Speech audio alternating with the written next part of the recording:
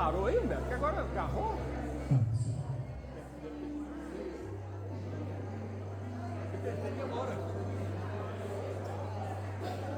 Passa não, Bração, passa não.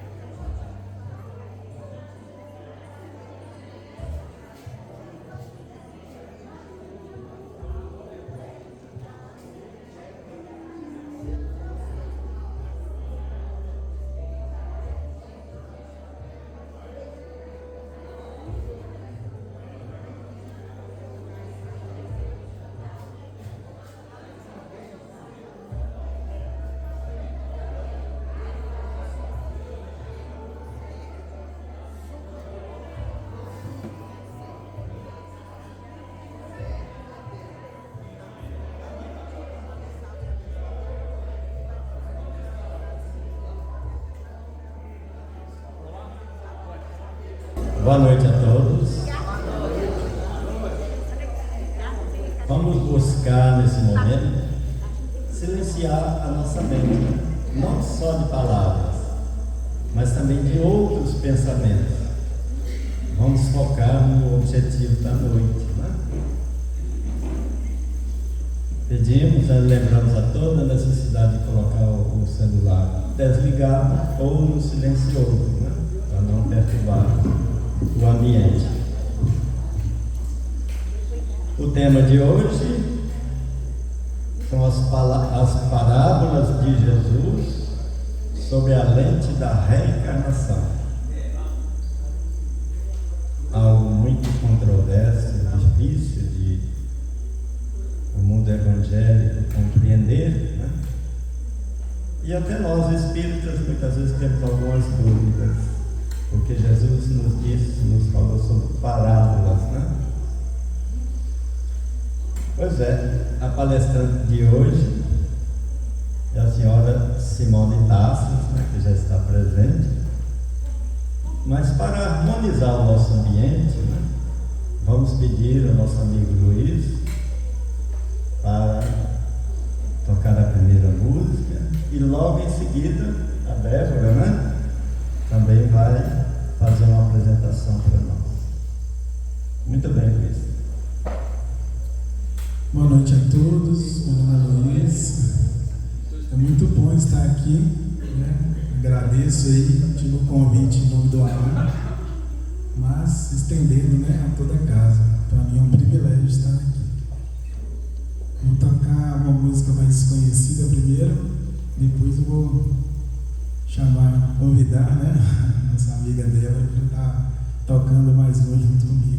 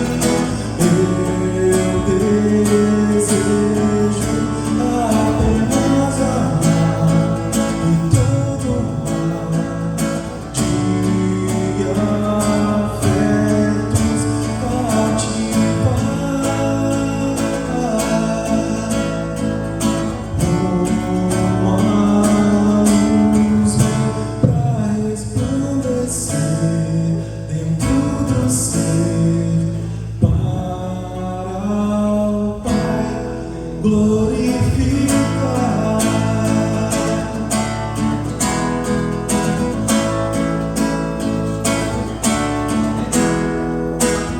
Amar é mais dar que receber amor, deixar fluir a força divina em nós. Amar é mais dar que receber amor, deixar fluir a força divina em nós. Apenas amar, apenas amar. Apenas amar, apenas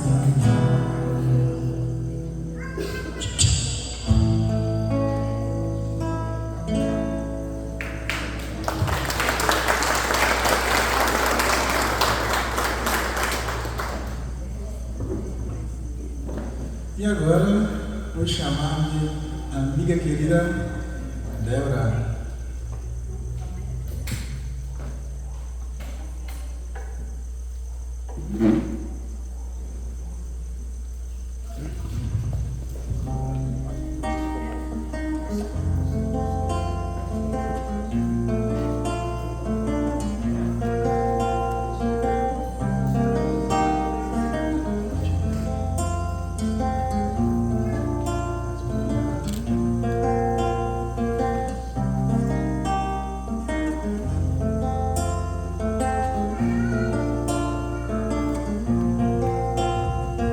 Meu Rabi, Cristo meu amigo, ouço tua voz me falar. Eu conto contigo pro meu reino edificar. Eu sou vacilante, às vezes sou distante, mas o teu amor me faz voltar, me orienta. Quero ocupar o meu lugar. Amado meu, confia e persevera, acolhe teu irmão, vive de verdade a sua evangelização. Amado meu, confia e persevera, acolhe teu irmão, vive de verdade tudo que fizeres, faz de todo o coração.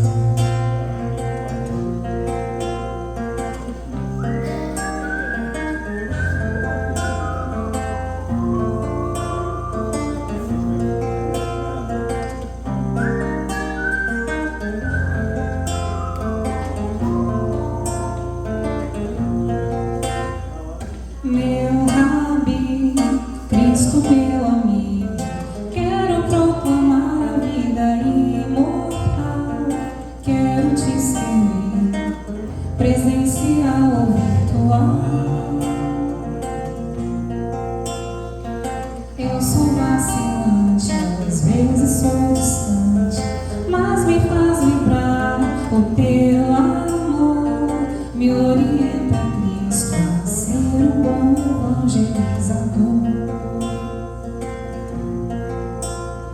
Amado meu, confia, persevera, acolhe o teu irmão, vive de verdade a tua evangelização. Amado meu, Confia, persevera, acolhe o teu irmão, vive de verdade tudo que fizeres, faz de todo o coração.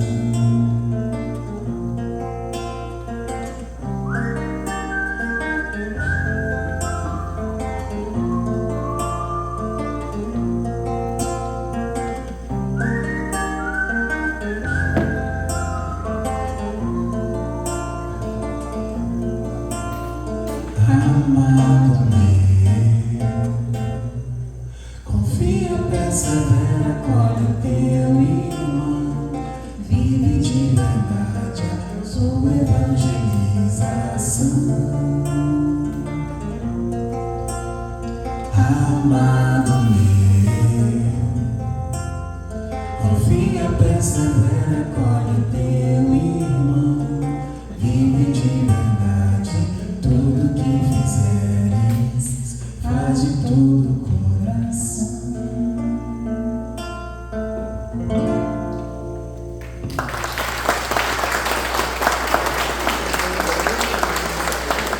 Nesse momento, quero convidar o meu irmão Márcio Pires, né, para fazer a prece inicial. Boa noite. Boa noite. Espero que tenha uma excelente palestra para todos. Nesse momento, vamos serenar nossas mentes com calma e elevar os nossos pensamentos à espiritualidade maior. Então, vamos fazer um pouquinho de silêncio para que isso aconteça.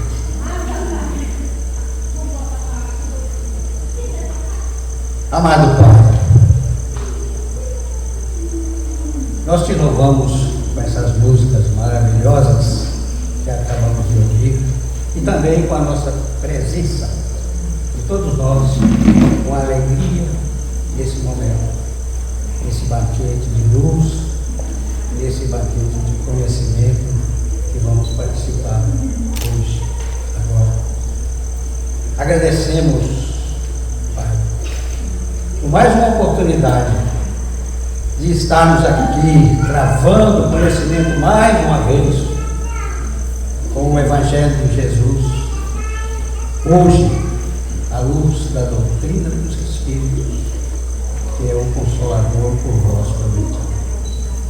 Pedimos, Pai, que inspire a oradora da noite, que ela possa trazer para nós, dentro do tema sugerido, aquelas informações necessárias que nós tanto necessitamos e que traga ainda palavras de consolo, de amor e paz para todos nós.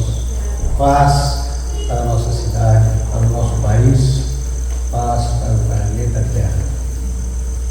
Pedimos, Pai, que abençoe a todos aqui presentes e as suas famílias e aquelas pessoas que permitiram e facilitaram que essa semana aconteça. Mais uma vez, Pai, como de pedintes que sempre somos, pedimos que nos dê força, coragem e ânimo para continuar no nosso compromisso dentro da doutrina espírita, levando a todos nós o amor, a caridade e, enfim, principalmente buscar o conhecimento que hoje está ao alcance de todos. Que a tua paz permaneça com todos nós, hoje e sempre. Que assim seja.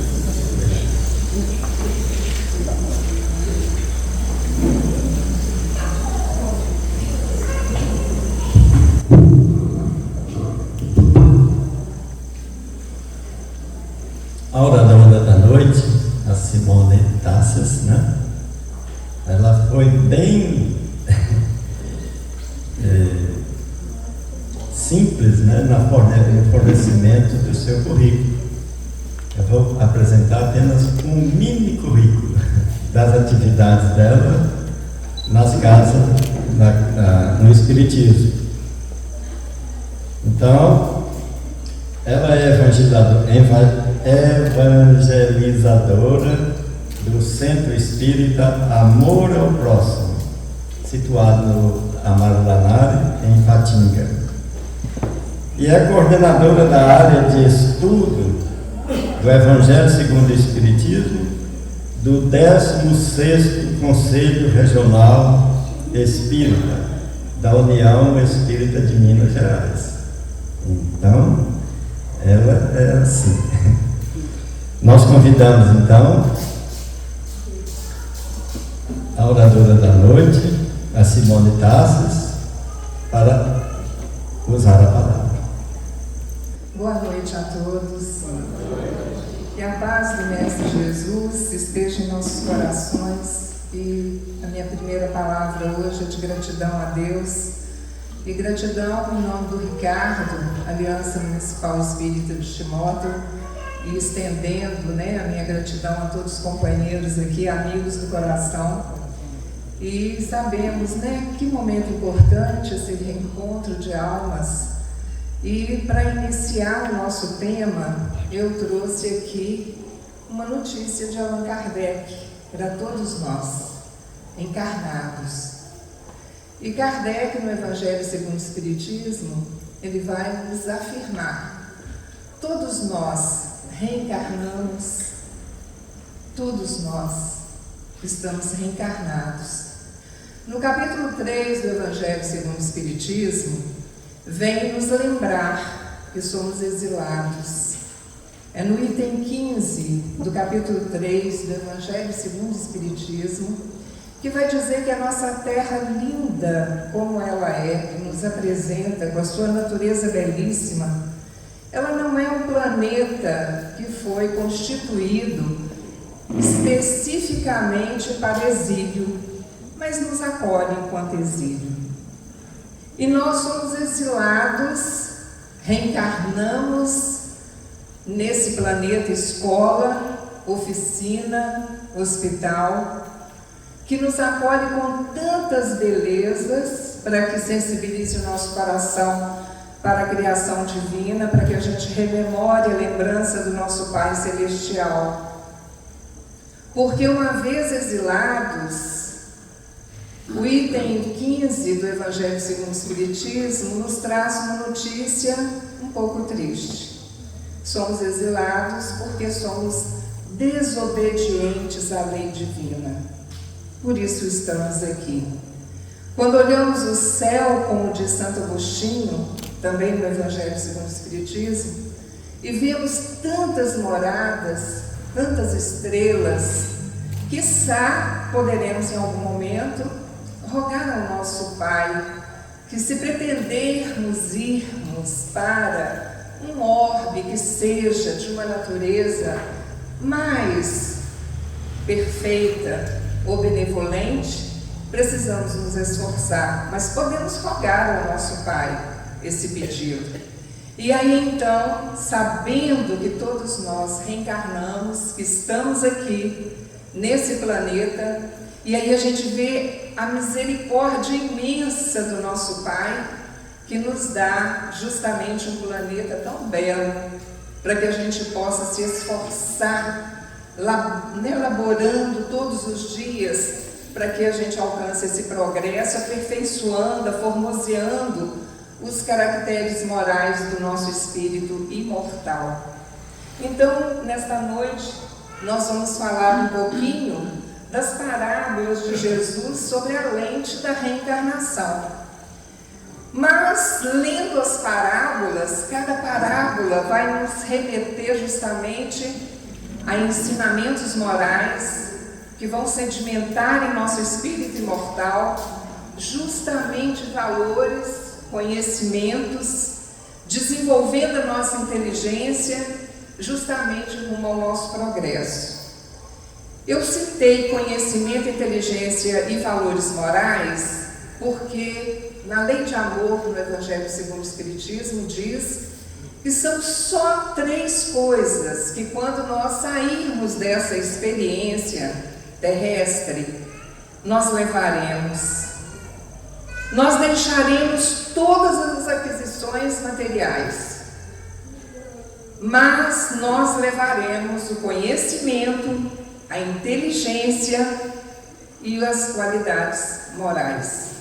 É isso que nós levaremos quando deixarmos, nesse período que nós estamos aqui, as nossas experiências. Lembrando também que o Evangelho vai dizer que nós estamos aqui exclusivamente, a palavra que está colocada no Evangelho, para nos aperfeiçoarmos.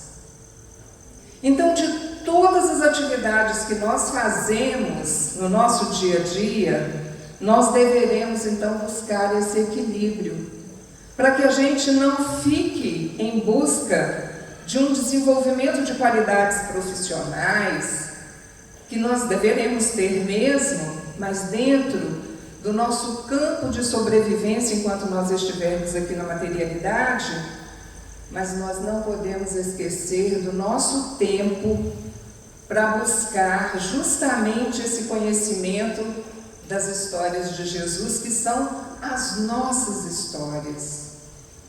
Quando a gente fala as parábolas, a gente pensa assim, parábolas contadas há 2000 anos, que Jesus começou a sua missão com 30 anos. Mas o que essas parábolas vão dizer diretamente ao meu coração? As parábolas são as nossas histórias. E para que a gente possa entendê-las, nós deveremos nos posicionar dentro da história.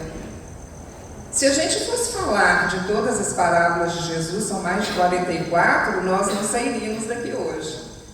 Mas nós vamos tratar de algumas que vão trazer histórias justamente sobre a reencarnação. Lembrando que reencarnação não é um dogma que a gente pudesse chamar, como está no Livro dos Espíritos, ou um conceito do Espiritismo, porque essa ideia ela é inata.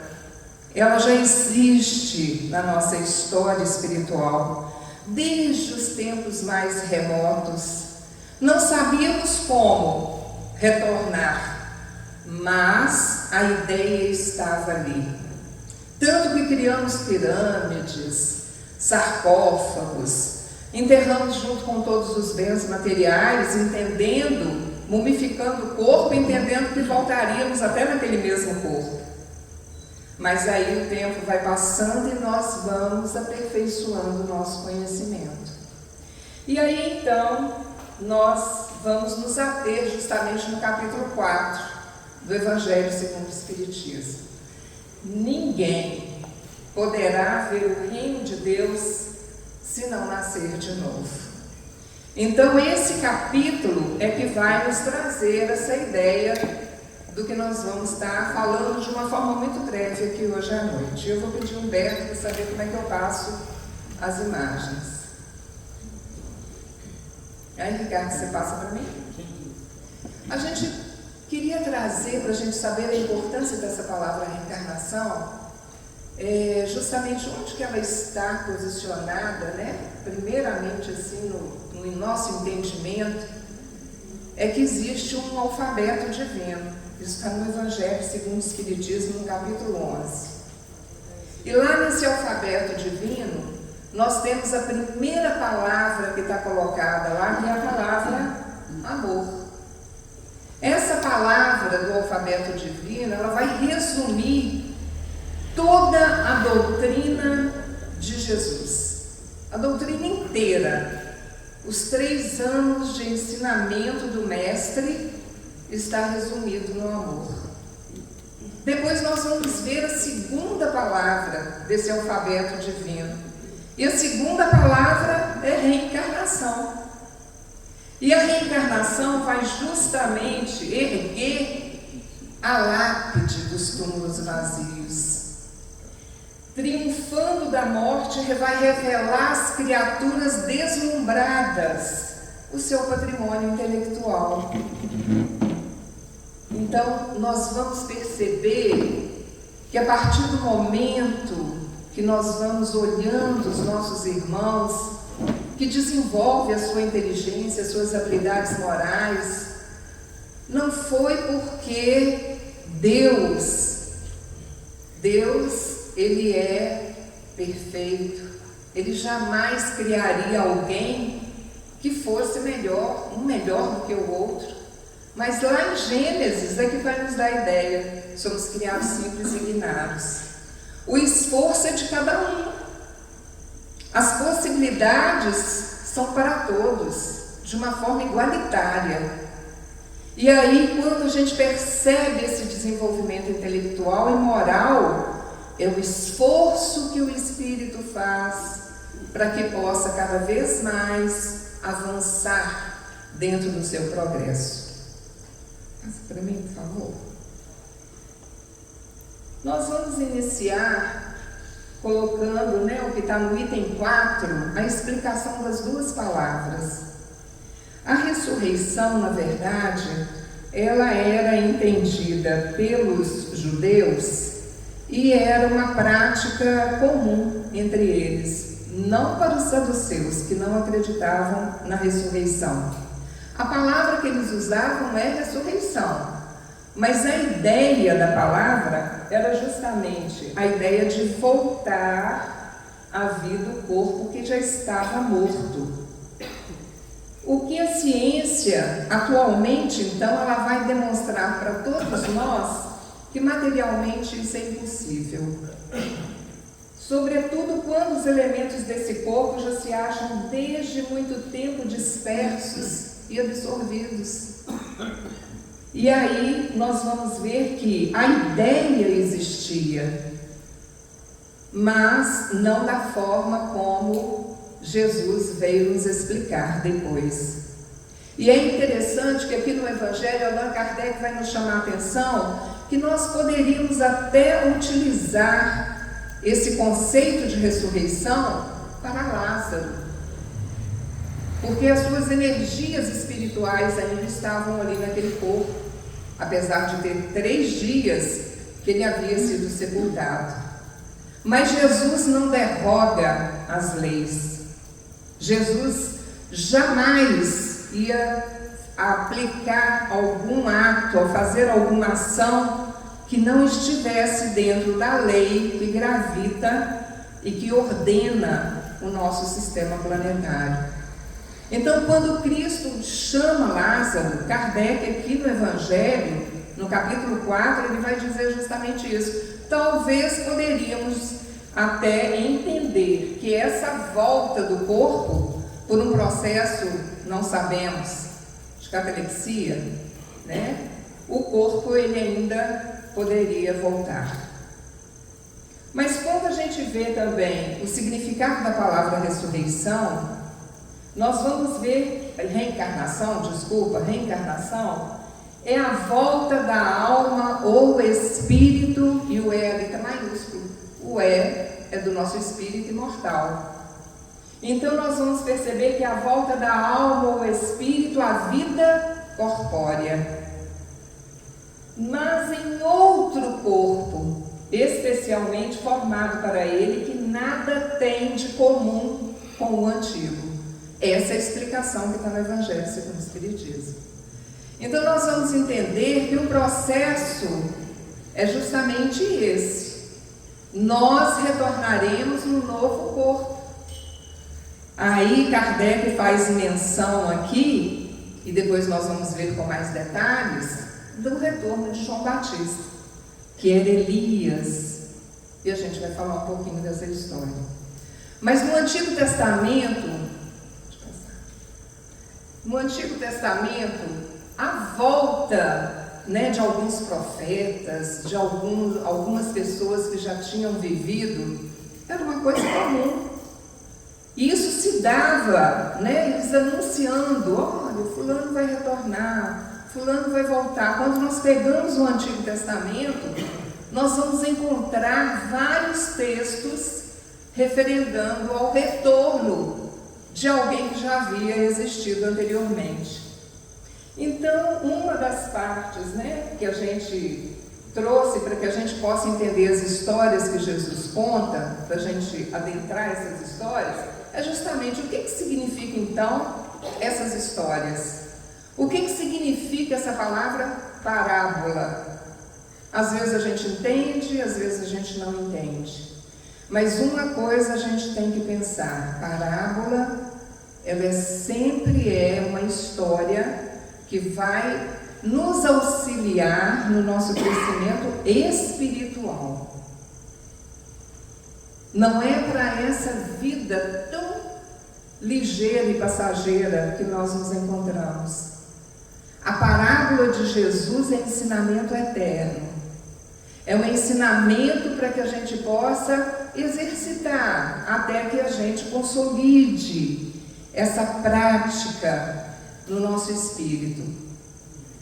E aí então a parábola é um método empregado no discurso por meio do qual as verdades morais ou religiosas se ilustram pela analogia dos fatos da vida comum. Olha que interessante, nós precisamos guardar isso, porque não é história ao léu, não, são histórias que Jesus, para que a gente pudesse entender o significado, o conteúdo moral do que ele queria alcançar, que ele queria colocar no nosso coração, plantar essa semente no nosso coração, ele precisava de um método. Ele precisava de olhar o que estava acontecendo naquele momento, na rotina de cada um. E aí, olhando a rotina de cada um, ele começava a contar a história, mas colocava o sentido moral.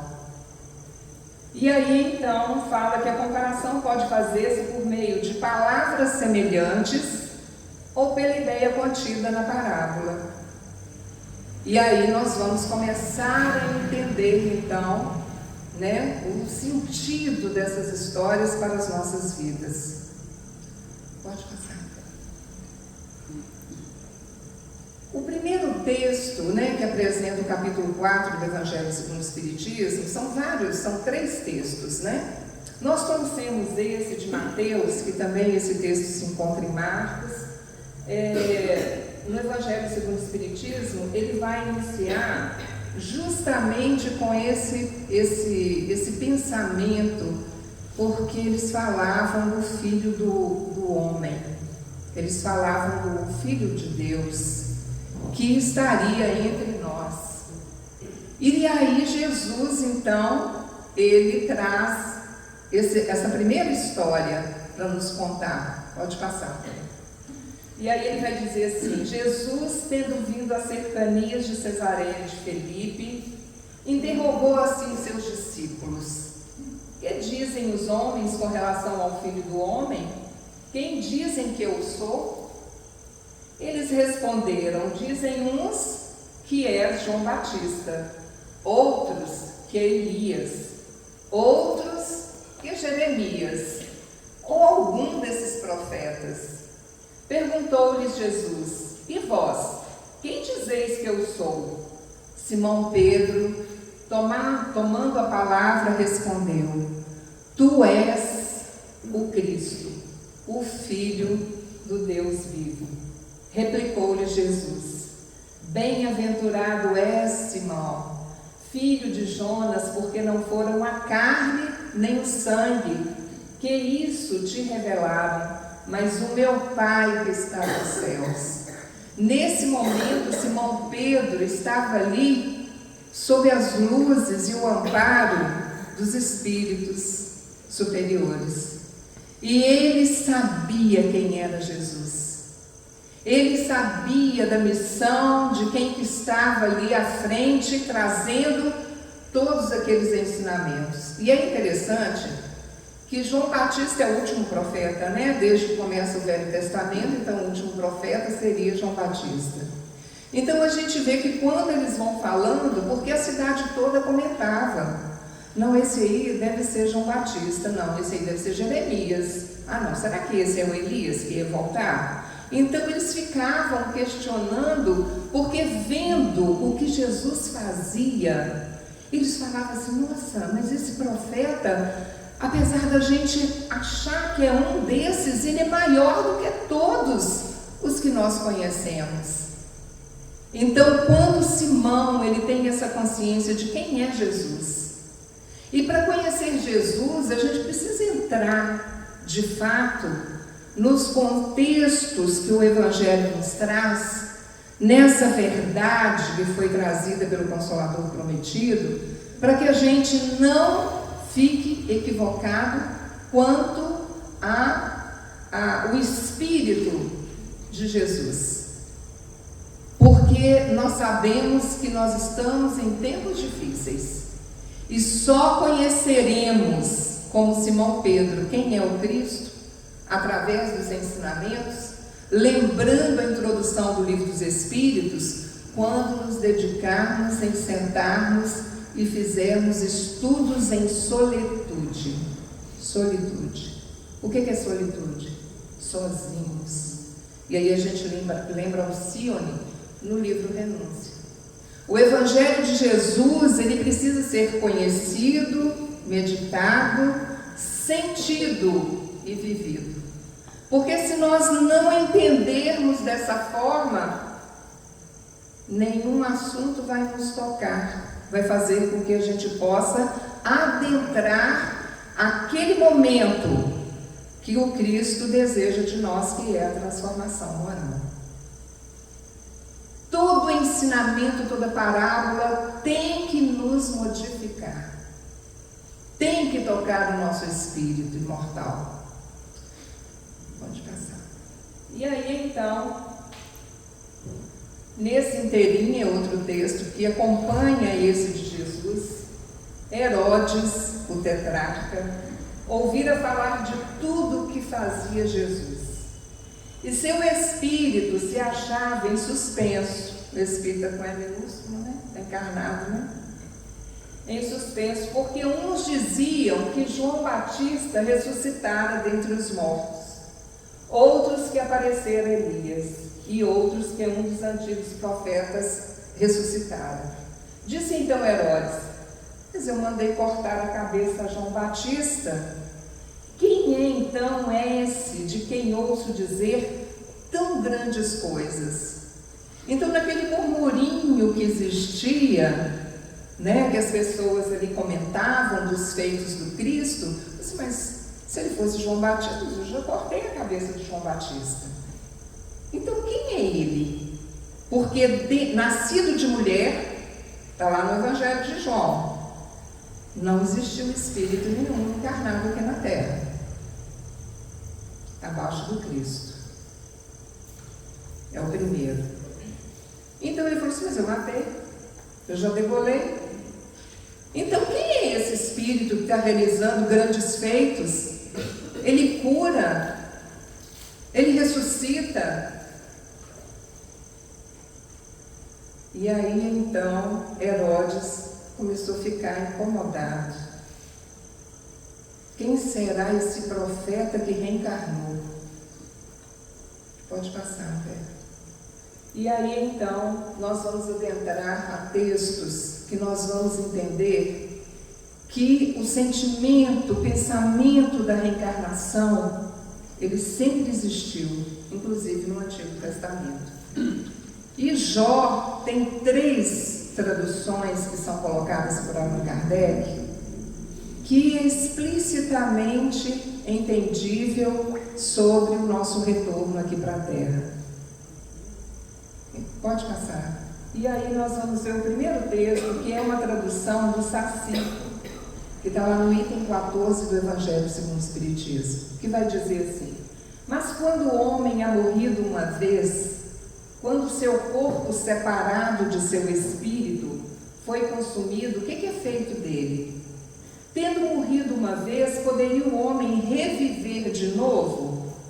Nesta guerra em que me acho todos os dias da minha vida, espero que chegue a minha mutação. Esse é o primeiro texto, a primeira tradução. Vamos ver a segunda.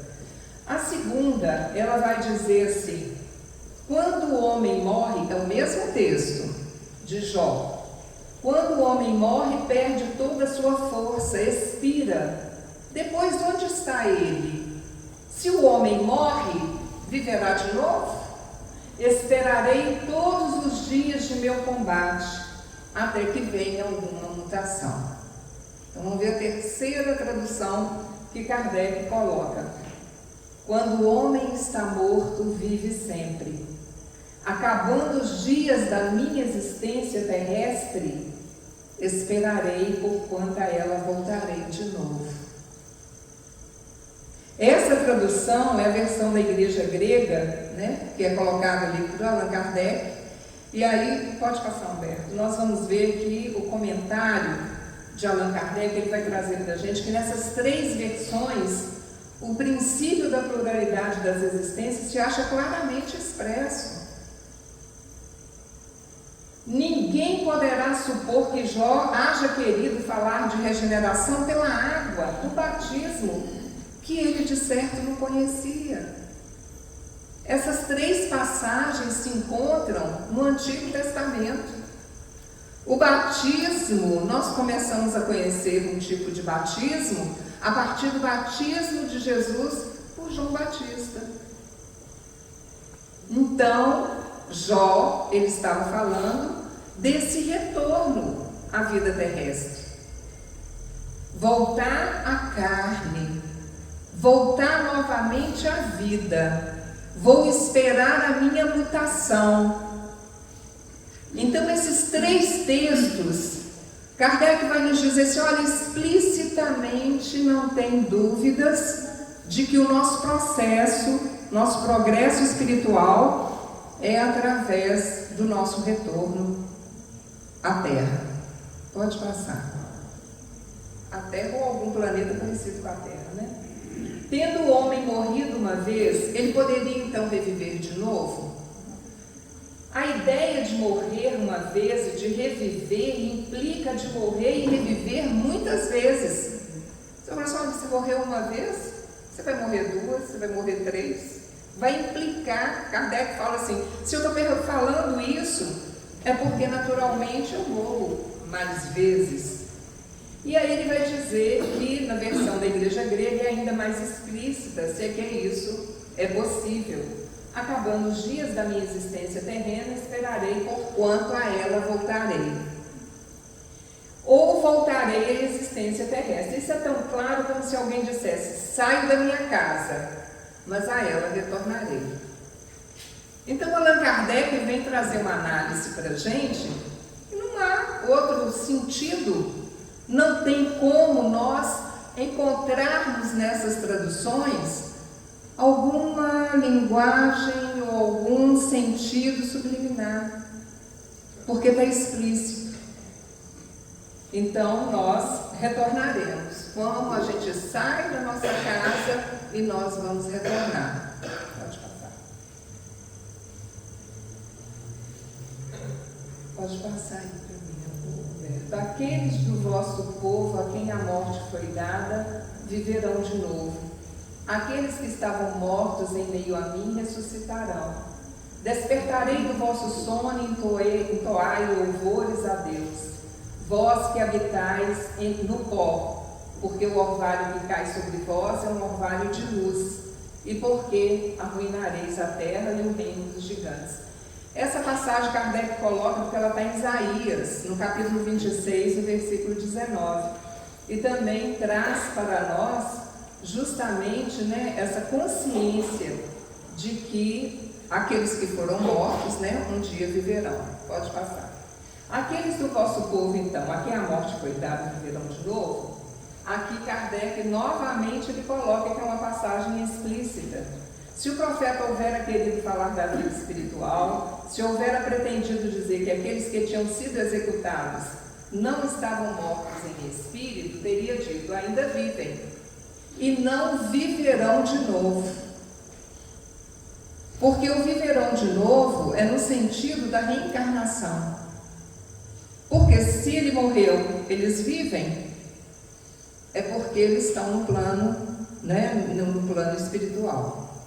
E aí então, pode passar um pouco. Nós vamos ver que a passagem de Elias e João Batista, ela é muito interessante, todos vocês conhecem bem. E Kardec, nesse capítulo, ele vai trazer para a gente do Novo Testamento, justamente, a passagem de Elias e a passagem de Nicodemos.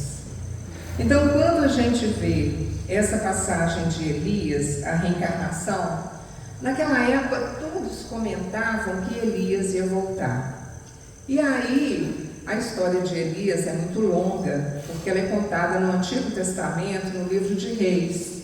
Então, quem tiver interesse de conhecer, eu acho que vale a pena, porque Elias era um profeta que, inclusive, orientava o rei Acabe.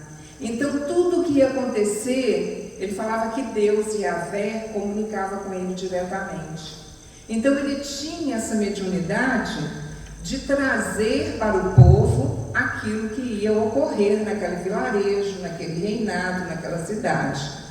E ele tinha isso muito intenso, e era o único que tinha uma doutrina, vamos dizer assim, de ser monoteísta, porque ele é o marco do monoteísmo.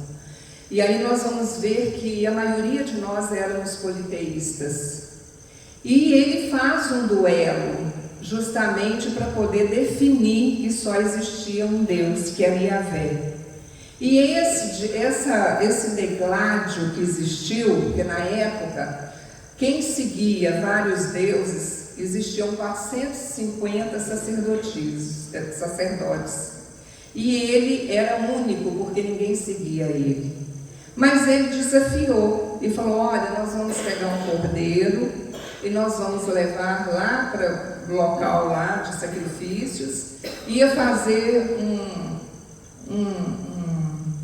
uma cava no terreno, no meio o animal ia ser sacrificado. Só que ninguém ia arriscar ou fazer fogo. Eles teriam que clamar pelo Deus para que o fogo viesse. Então, eles dançaram, eles cantaram, os outros, os 450 sacerdotes no dia do duelo. E aí a Bíblia conta que não conseguiu colocar o fogo. Mas na hora que Elias, ainda jogando água naquela cava de terra, todo mundo pensou assim: não tem como acender um fogo. Ele vai e clama por Yahvé, para que demonstrasse ali a existência de um Deus único, e pega fogo. Então, nesse momento, a ira daqueles que estavam lá, essa história é uma história para a gente começar a acreditar que existe só um Deus, porque a gente veio de uma tradição de cultuar vários deuses, E a gente está falando disso por quê? Porque Elias foi um profeta muito importante, de uma mediunidade fora do comum. Então foram vários feitos de falar que, olha, vai ter uma peste, não vai ter alimentos, vamos prevenir a população, falava com o rei não acreditava, enfim. Então, quando a gente vai lendo a história de Elias, nós vamos vendo a interação de Elias com Yahvé. E aí nós vamos ver que, passados anos, quase 600 anos, já existia essa previsão: Elias ia voltar. Todos estavam esperando naquele momento, que o Elias ia voltar, naquele momento que Jesus também estava conosco aqui na terra. Pode passar, Humberto. E aí o que acontece?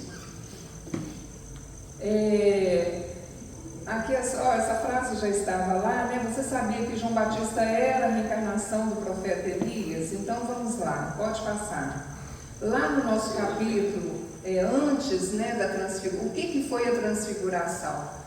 Todo mundo sabe, mas só para a gente lembrar, a transfiguração foi naquele momento que Jesus sobe no Monte Tabor e ele encontra com Moisés e Elias. E Pedro ficou tão assim admirado de ver a transfiguração e perguntou ao Cristo o quê?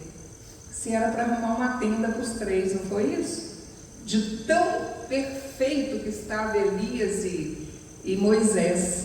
E Jesus disse que não. Então, após esse episódio da transfiguração, que apareceu Moisés e Elias junto a Jesus, vamos lá, gente. Pode passar para mim. Após a transfiguração, seus discípulos então interrogaram desta forma: por que dizem os escribas ser preciso que antes volte Elias?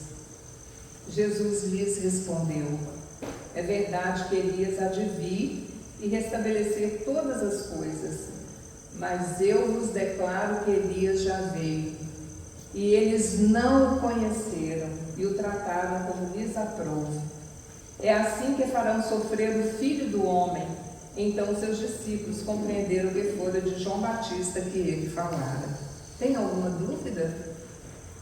Que Elias reencarnou sendo João Batista?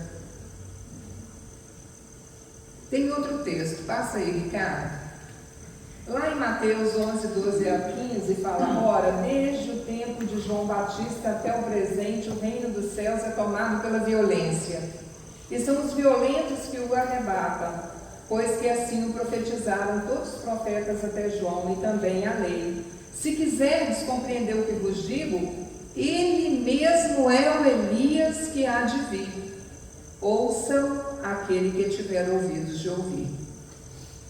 Então, complementando, porque cada evangelista ouvindo Jesus, ele vai fazer e escrever a história com sua percepção. Mas nos dois textos, nós percebemos que é tão claro essa fala de Jesus, mas nós precisamos entender, porque Kardec, aí ele dá uma explicação maravilhosa para nós, para que a gente possa entender o que foi feito de mudança para que tirasse o entendimento justamente da lei de reencarnação da nossa convivência, né? Vamos lá, pode passar. Jesus e Nicodemos é o texto que a gente traz agora, o último, né? Para a gente analisar. Pode passar, Humberto. Ora, entre os fariseus havia um homem chamado Nicodemos, senador dos judeus, que veio à noite ter com Jesus e lhe disse: Mestre, sabemos que vieste da parte de Deus para nos instruir como um doutor, porquanto ninguém poderia fazer os milagres que fazes se Deus não estivesse com ele. Pode passar. Jesus lhe respondeu: em verdade, digo-te, ninguém pode ver o reino de Deus se não nascer de novo. Disse-lhe Nicodemos: como pode nascer um homem já velho? Pode tornar a entrar no ventre de sua mãe para nascer segunda vez? Se fosse errônea a crença então na reencarnação, aqui é uma explicação, né, que Kardec nos dá, Jesus não houvera deixado de combater tantas outras situações e dogmas equivocados, ele combateria a reencarnação. Mas Allan Kardec vem nos trazer que essa crença não era errônea. Jesus não combateu a reencarnação e fala que, longe disso, Jesus vai sancionar com toda a sua autoridade, a põe como princípio e como condição necessária quando diz: ninguém pode ver o reino de Deus se não nascer de novo. Então Jesus vem nos trazer o seguinte: olha, não tem como eu ver o reino de Deus se eu nem nasci, se eu estive numa gestação e nem tive possibilidade de nascer, se eu tive só uma vida, se eu tivesse só uma vida, uma existência. Se eu nascer e viver um ano, eu consigo ver o reino de Deus? Ou se eu conseguir nascer e viver 20 anos, eu tenho mérito de estar no reino de Deus? Será que se eu nascer e viver 80 anos, eu tenho mérito de estar no reino de Deus? Mas Jesus vem dizer com todas as letras: ninguém pode ver o reino de Deus se não nascer de novo. E insiste acrescentando: não te admires de que eu te haja dito ser preciso nasças de novo. Deixa eu passar. Retorquiu-lhe Jesus: em verdade, digo-te, se um homem não renasce da água e do Espírito, não pode entrar no reino de Deus. O que é nascido da carne é carne, o que é nascido do Espírito é Espírito. Não te admires de que eu te haja dito ser preciso que nasças de novo. O Espírito sopra onde quer e ouves a sua voz, mas não sabes de onde vem ele, nem para onde vai. O mesmo se dá com todo homem que é nascido do Espírito. Então a palavra, aí Kardec agora vai nos explicar, e isso é muito importante da gente saber, porque ele fala: se um homem não renasce da água e do Espírito, foram interpretados no sentido de regeneração pela água do batismo. O texto primitivo, porém, o texto primitivo não era esse. O texto primitivo não renasce da água e do Espírito.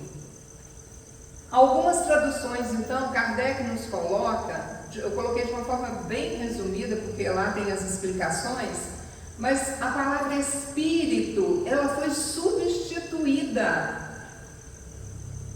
E aí, então, ele coloca, na tradução, do Osterwald, não renasce da água e do Espírito, do Saci do Santo Espírito, Lamenais do Espírito Santo, Ferreira de Almeida e Esperanto, Espírito, Teodoro de Beza, de 1642, Espírito. Então, nós vamos ver que as traduções ali, elas tiveram alguma mudança para acomodar dogmas religiosos, interesses religiosos de algumas religiões, mas na verdade a tradução primitiva, principalmente da grega, ela é espírito, da água e do espírito. Então, se o homem não renasce da água e do Espírito, o significado verdadeiro da palavra água, nós precisamos saber. E é Kardec que vai nos trazer que os antigos, as ciências físicas, ele explica que elas eram de um conhecimento muito imperfeito. Não tinha tanto conhecimento assim. Então, eles acreditavam que a terra saíra das águas. E é assim, que a água se tornou um elemento gerador absoluto. Aonde que nós podemos comprovar isso? Nos textos da Gênesis. Então, quando é colocado lá na Gênesis, Kardec vai colocando, olha, no capítulo 1, o Espírito de Deus era levado sobre as águas, flutuava sobre as águas. Depois foi colocado que o firmamento seja feito no meio das águas. Que as águas que estão debaixo do céu se reúnem em um só lugar e que apareça o elemento árido. Que as águas produzam animais vivos que nadem na água e pássaros que voem sobre a terra e sobre o firmamento. Então, nós vamos ver que isso está onde? Na Gênese. E Kardec vem colocar que, segundo então essa percepção, esse conhecimento que era limitado, tirou-se o resumo de que a água seria então o símbolo da natureza material, que nós conhecemos, e o espírito seria o símbolo da natureza inteligente. Então nós vamos guardar isso aqui, para a gente entender o significado da história do diálogo de Jesus com Nicodemos. Vou passar, O espírito sopra onde quer, ouves-lhe a voz, mas não sabes nem de onde ele vem, nem para onde vai. O que a gente pode entender? Trata do Espírito de Deus, que dá vida a quem ele quer ou da alma do homem. Tanto o Espírito de Deus quanto a alma do homem, nós vamos ouvir a voz só para onde quer, porque a gente não sabe a origem, nem a natureza, de onde vem. E aí, não sabes de onde ele vem nem para onde vai, significa ninguém sabe o que nós fomos. Alguém sabe? Ninguém sabe o que nós fomos, E aí eu queria até fazer um parênteses aqui, quando a gente lê o livro Cartas e Crônicas, ali tem muitas histórias, e tem uma que é muito interessante, que é do ano de 177, quando um grupo de romanos, queimaram as mulheres e as crianças e fizeram fogueira dos homens. E a lei de causa e efeito, ela se fez em Niterói, no ano de 1961, em dezembro, quando aquele circo, os espíritos todos, mais de 1000, foram reunidos ali para ressarcir a justiça de Deus. Muitos anos se passaram e agora é que nós estamos diante da justiça de Deus. Então, quando a gente pensa assim, por que eu estou passando por isso? Mas nós não sabemos, graças a Deus, Deus nos dá a misericórdia do esquecimento no momento da reencarnação. E aí a gente lembra da Dona Laura no nosso lar.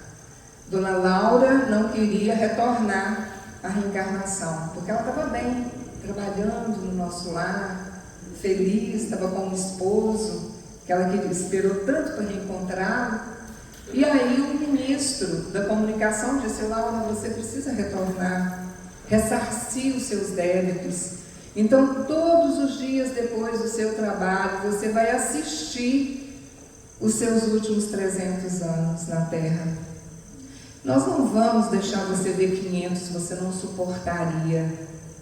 E Dona Laura passou 2 anos depois do trabalho assistindo como tinha sido os últimos 300 anos dela aqui na Terra.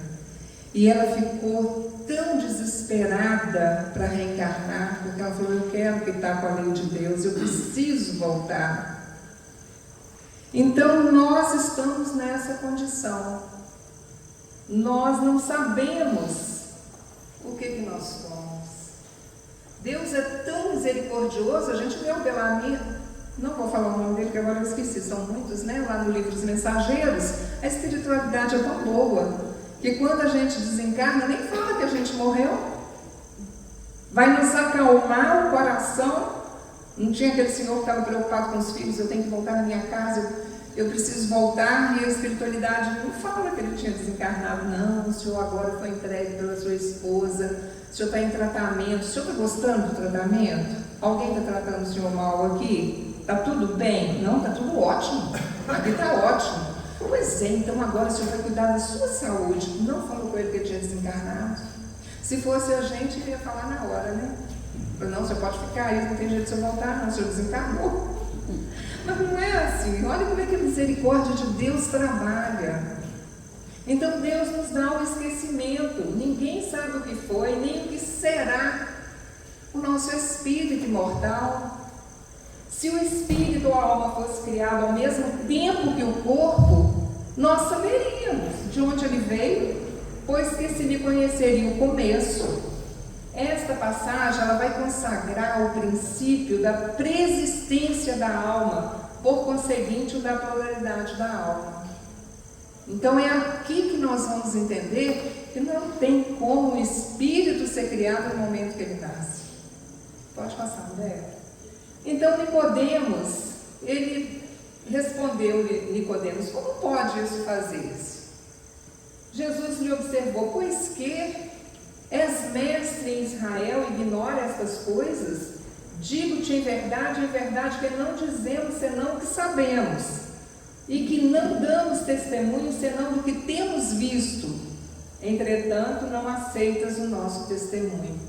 Mas se não me credes quando vos falo das coisas aqui da terra, como me crereis quando vos falo das coisas do céu?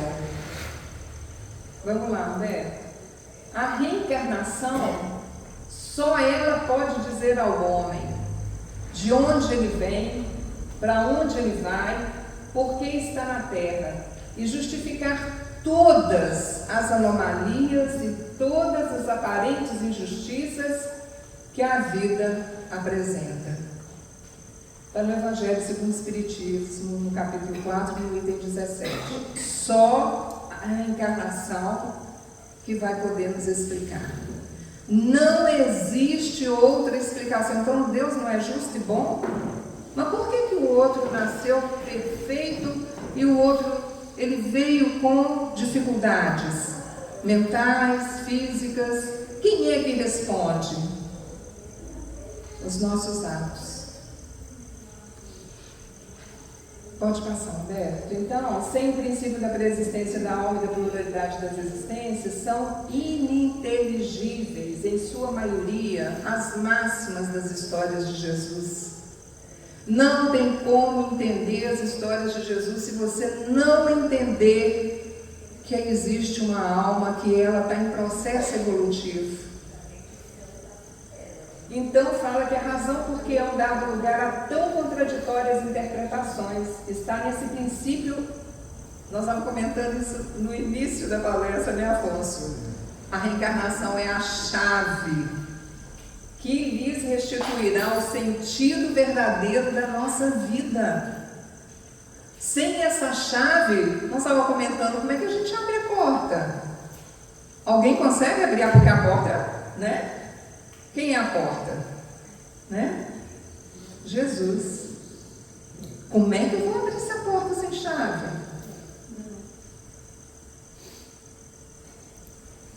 Negar a reencarnação é negar as palavras do Cristo. Isso está no Evangelho segundo o Espiritismo também, no capítulo 4, no item 16. Pode passar. Aqui eu coloquei esse processo, né, dos mundos, só para a gente entender que o processo da reencarnação, para que a gente alcance o mundo divino, onde nós gostaríamos de adentrar, nós estamos aqui ainda, olha, no mundo de provas e expiações, é o segundo. Então, o nosso esforço agora é para ir para o mundo de regeneração.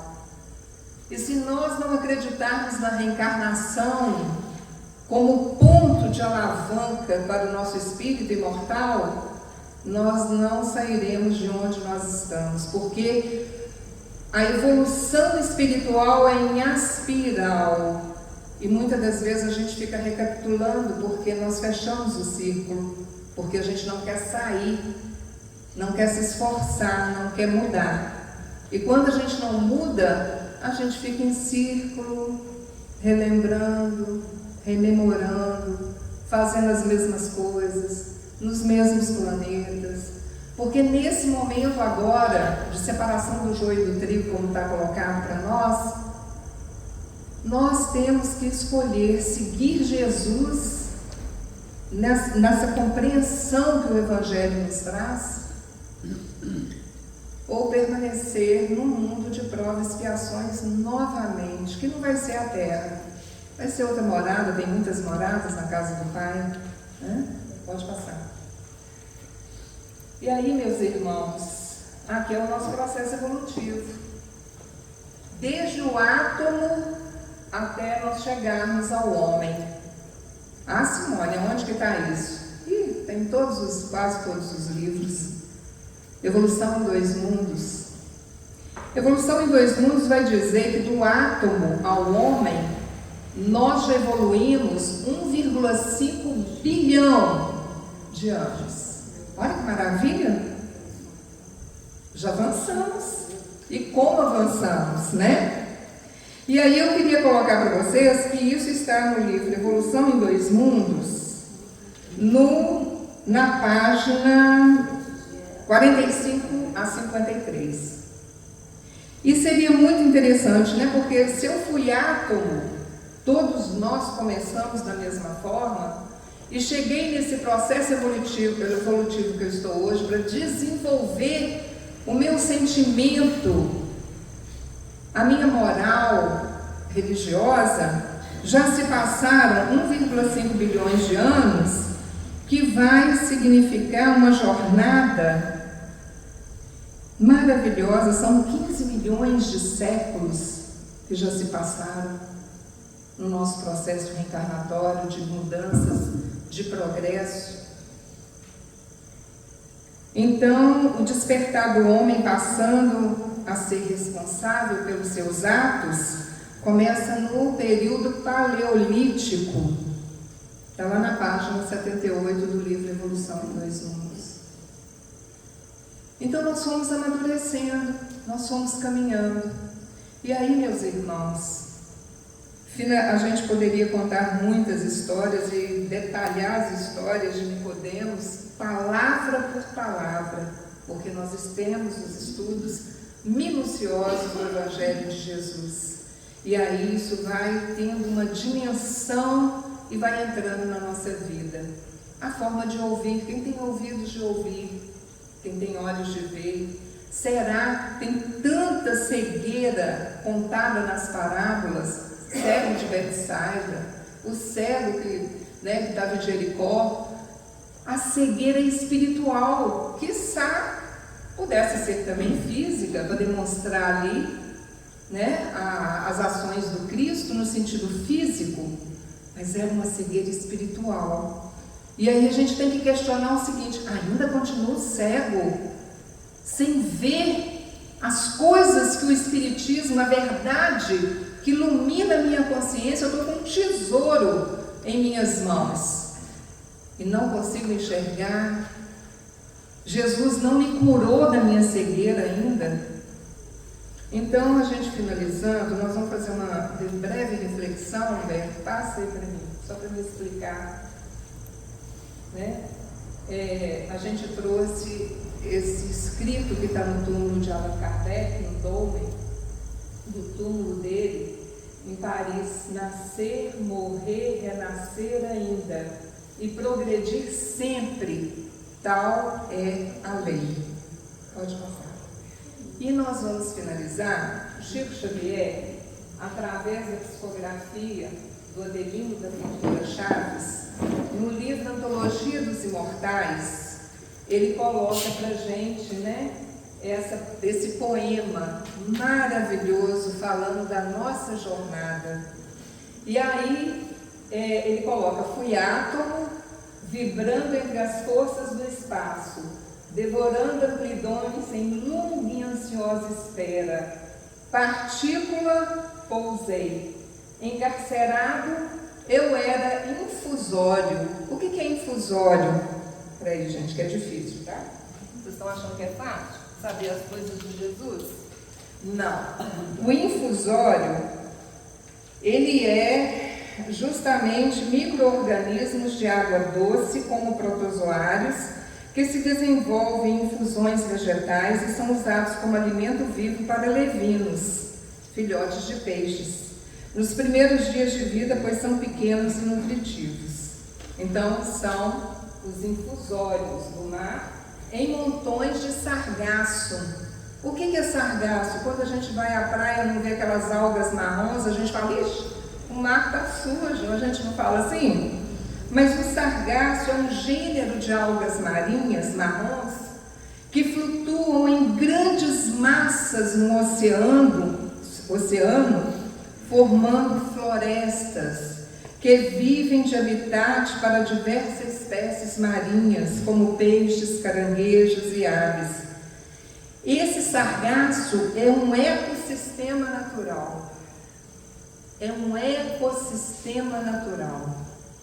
Então, depois da gente passar encarcerado no infusório do mar em montões de sargaço por séculos, fui planta em movimento escasso, sofri no inverno rude e amei na primavera. Depois eu fui animal e no instinto da fera achei a inteligência. E avancei passo a passo, guardei por muito tempo a expressão dos gorilas, pondo mais fé nas mãos e mais luz nas pupilas. E aí? Deixa eu pegar aqui. Nas pupilas, só um minutinho. A lutar e a chorar para então compreendê-las. Agora, homem que sou, pelo foro divino, vivo de corpo em corpo, a forjar o destino que me leve a transpor o clarão das estrelas. E aí, para só finalizar, a gente vai ouvir essa música. O Toninho Abreu musicou, através da inteligência artificial, essa música do Chico Xavier. Mas só um minutinho, Humberto, finalizando, eu queria falar uma coisa bem diferente para vocês, no sentido assim de que, contrariando, né, o sofrimento, as vicissitudes, mas tem ocasiões que Deus, Ele nos tira de uma fornalha, e tem outras que Ele acende o fogo para nos tornar mais forte. Então, ao invés de apagar o fogo, o que Deus faz? Ele acende para nos forjar, porque não tem como forjar o ferro se você não o coloca no fogo. Porque Deus não tem compromisso nenhum com o nosso conforto. Ele tem compromisso com o nosso aperfeiçoamento. E aí a gente precisa entender isso, né? Vai doer, nós vamos sofrer, mas vai passar, e nós vamos ter que passar pelo fogo, porque destino, ele é forjado, e o destino dos puros, dos santos, é forjado na fornalha, porque é nos desafios que você apura sua inteligência e o nosso amor. Então aí a gente vai encerrar agradecendo a vocês pelo carinho, pela atenção, e aí a gente vai escutar, quem quiser cantar música, a letra está ali, a gente vai ouvir a música.